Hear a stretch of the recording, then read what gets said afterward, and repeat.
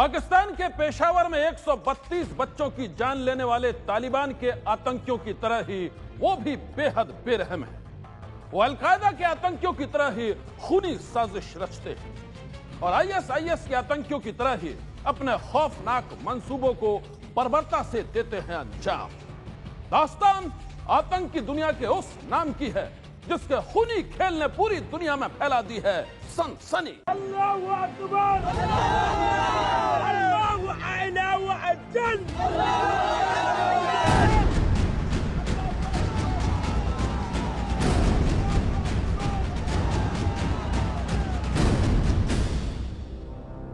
आतंक के सबसे खतरनाक चेहरों में से एक, वो मौत का दूसरा नाम है। सैकड़ों लोगों का खून, 1000 से भी ज्यादा लड़कियों का अपहरण और उसके साथ ही दरिंदगी की अनगिनत कहानियां। ये कहानी है भारत से करीब 8000 किलोमीटर दूर पश्चिमी अफ्रीका के एक देश नाइजीरिया में आतंक मचाने वाले बोको हरम की। उस आतंकी संगठन की जिसके खूनी खेल ने कई बार लोगों को डराया है। लेकिन इस बार बोको हरम के आतंकियों ने नाइजीरिया में जो कहर बरपाया है, उसकी कहानी ने पूरी दुनिया में फैला दी है सनसनी।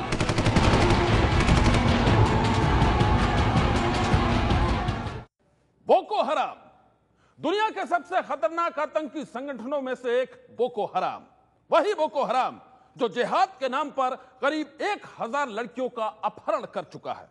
लेकिन इस बार बोको हराम के आतंकियों ने अपनी बेरहमी से पूरी दुनिया को थर्रा दिया है। नाइजीरिया में मौत का दूसरा नाम बन चुके बोको हरम ने एक बार फिर अपना कहर बरपाया है और इस बार बोको हरम की शिकार बनी हैं नाइजीरिया के उत्तर पूर्व गुमसुरी गांव की 100 से ज्यादा महिलाएं। घटना 14 दिसंबर की है जब बोको हरम के आतंकियों ने नाइजीरिया के बोर्नो प्रांत के गुमसुरी गांव पर धावा बोल दिया और 35 लोगों की हत्या करने के बाद 100 से ज्यादा महिलाओं को अगवा कर लिया। की आइडियल यंग पीपल जैसे हैं, उनको ये किडनैप करके ब्रेन वॉश करते हैं। Mask is an important player. जैसे नाइजीरिया में इस्लाम एक बहुत बड़ी शक्ति है, तो उसको यूज़ करते हैं। मिडिल ईस्ट में भी ये होता आया है। तो ये सलाफी सुन्नी वहाबी इस्लाम को यूज़ करते हैं, उसके नेटवर्क को यूज़ करते हैं, तो पैसा भी आता है इनके।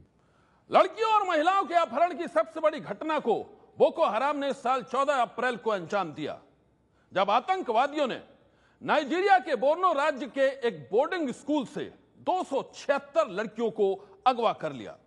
और जब करीब 1 महीने बाद बोको हराम के आतंकियों ने एक वीडियो जारी कर लापता लड़कियों की खौफनाक कहानी दिखाई तो लोग कांप गए।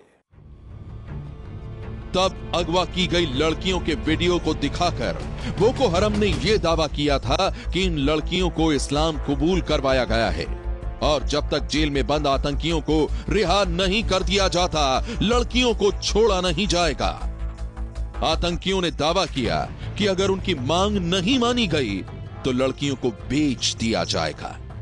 आतंकियों ने लड़कियों को दासी बना लेने का भी दावा किया।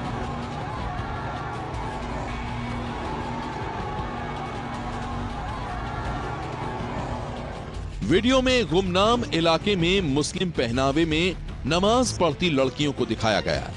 लड़कियों को बोर्नो प्रांत के उत्तर पूर्वी शहर चिबोक से अपहरण किया गया था। नाइजीरिया के बोर्नो प्रांत में ईसाई समुदाय बड़ी संख्या में है। तस्वीरों में दिखाया गया कि करीब 130 लड़कियां काले और भूरे रंग के हिजाब में पेड़ों के पास बैठी हैं और कुरान का पहला अध्याय पढ़ रही हैं। इनमें से 3 लड़कियों से बात कराई गई। 2 का कहना था कि वो ईसाई थीं और उनका धर्मांतरण हो गया है, जबकि तीसरी का कहना था कि वो मुस्लिम है। बोको हराम के चंगुल में फंसी लड़कियों की यह कहानी जब दुनिया के सामने आई तो लोग सन्न रह गए। हर किसी के जहन में यही सवाल कौंध रहा था कि आखिर यह आतंकवादी संगठन चाहता क्या है, आखिर बोको हराम का मकसद क्या है। दरअसल बोको हराम नाइजीरिया में मौजूद सरकार का तख्ता पलट करना चाहता है और उसे एक इस्लामिक देश में तब्दील करना चाहता है। I am reading the Quran. You are reading the Constitution. I am doing the rule and regulation in the Quran. You are doing rule and regulation in the Constitution. कहा जाता है कि बोको हराम के समर्थक कुरान की शब्दावली से प्रभावित हैं कि जो भी अल्लाह की कही गई बातों पर अमल नहीं करता वो पापी है।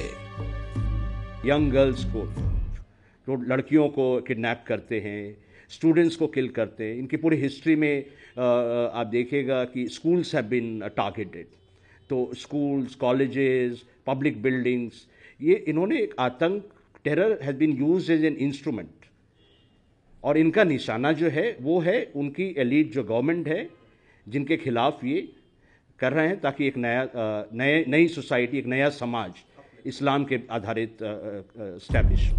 बोको हराम इस्लाम के उस रूप को प्रचलित करता है जिसमें मुसलमानों को पश्चिमी समाज से संबंध रखने वाली किसी भी राजनीतिक या सामाजिक गतिविधि में भाग लेना वर्जित माना जाता है। इसमें चुनाव के दौरान मतदान में शामिल होना, टी शर्ट, पैंट पहनना और धर्मनिरपेक्ष शिक्षा लेना शामिल है।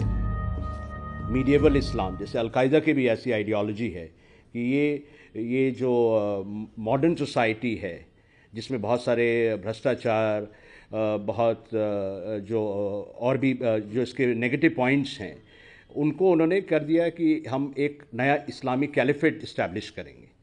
मतलब ये जो मीडिएवल इरा में होता था कि पूरा वर्ल्ड इस्लाम का है कि हम कैलिफेट का रूल होगा, जहाँ शारिया कोर्ट्स होंगे और एक हर आदमी जो कंजर्वेटिव जो अप्रोच टू लाइफ। नाइजीरिया में मुस्लिम राष्ट्रपति होने के बावजूद बोको हराम उसे एक ऐसा देश मानते हैं जिसे अल्लाह में विश्वास न करने वाले लोग चला रहे हैं। बोको हराम संगठन का आधिकारिक नाम जमाते अहले सुन्ना लिदावती वल जिहाद है, जिसका अरबी में मतलब हुआ जो लोग जिहाद को फैलाने में जुटे होते हैं। नाइजीरिया के उत्तर पूर्वी शहर मेडुगुरी में इस संगठन का मुख्यालय था और यहां रहने वाले लोगों ने इसे नाम दिया बोको हराम। अगर स्थानीय होसा भाषा में इसका उच्चारण किया जाए तो इसका मतलब हुआ पश्चिमी शिक्षा लेना वर्जित है। केवल नाइजीरिया में नहीं, और भी दूसरे अफ्रीकन देश जो हैं वहाँ पे रिच पुअर डिवाइड बहुत डेवलप हुआ है। तो जैसे ऑयल, जैसे तेल है, तो इससे केवल जो वहाँ के एलीट जो हैं, रिचर सेक्शंस हैं, वो बेनिफिट ज़्यादा किए। तो सारा जो पैसा जो है, तो उससे एक दरार आ गई सोसाइटी में। तो उस दरार को ये आतंकवादी ऑर्गेनाइजेशन ने इसने एक्सप्लॉइट किया। लोगों को एक सपना दिखाया कि एक इस्लामिक कैलिफेट, एक प्योर इस्लामिक सोसाइटी होनी चाहिए जहां सब इक्वल हो। बोको का मूल मतलब है फर्जी या नकली, लेकिन इसका मतलब पश्चिमी शिक्षा के संदर्भ में समझा जाने लगा, जबकि हराम का मतलब होता है वर्जित या वो चीजें जिनकी समाज में मनाही है।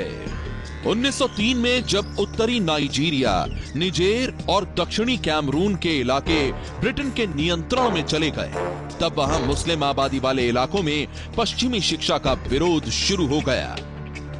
ऐसे ही माहौल में करिश्माई मुस्लिम धर्मगुरु मोहम्मद यूसुफ ने 2002 में बोको हराम का गठन किया। उन्होंने एक धार्मिक कॉम्प्लेक्स बनाया जिसमें एक मस्जिद और इस्लामी स्कूल भी बनाया गया। नाइजीरिया के कई गरीब मुस्लिम परिवारों के साथ साथ पड़ोसी देशों के बच्चों ने भी इस स्कूल में दाखिले लिए। लेकिन बोको हराम को केवल बच्चों को शिक्षा देने में ही दिलचस्पी नहीं थी। उसका राजनीतिक मकसद एक इस्लामिक देश का गठन करना था और ये स्कूल जिहादियों को भर्ती करने का जरिया बन गए।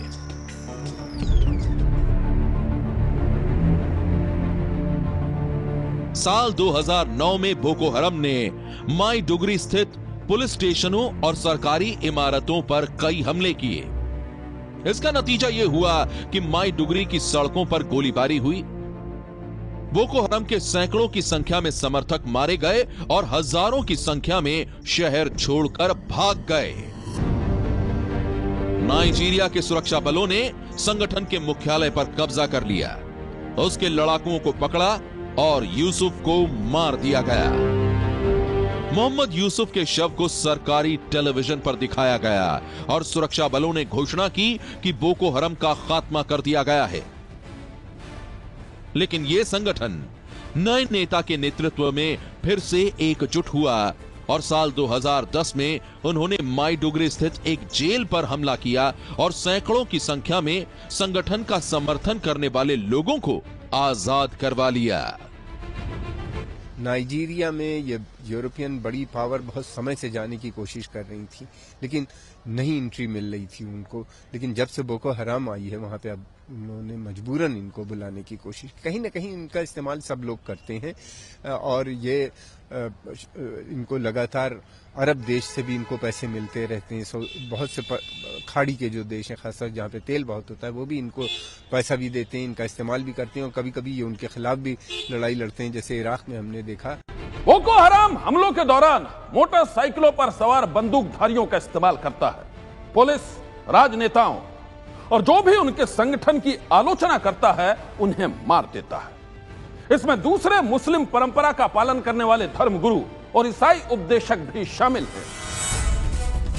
अपने आतंक से लोगों को डराने वाले बोको हराम के आतंकियों ने साल 2011 में क्रिसमस के दिन राजधानी अबुजा के चर्च में धमाका किया।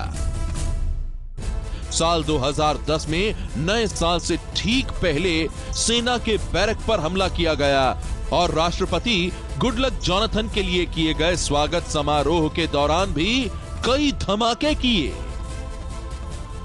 नवंबर 2011 में जारी की गई अमेरिकी कांग्रेस की एक रिपोर्ट के बाद इन हमलों की चर्चा विश्व स्तर पर होने लगी। इस रिपोर्ट में बोको हराम को अमेरिका और उसके हितों के लिए उभरता हुआ खतरा बताया गया था।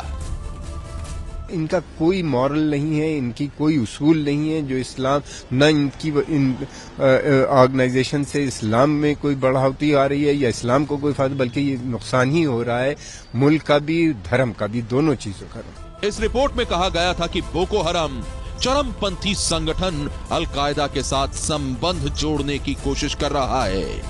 हालांकि संगठन ने इस बात को खारिज कर दिया था। बोको हराम नाइजीरिया को इस्लामिक राज्य बनाने की कोशिश में लगा है।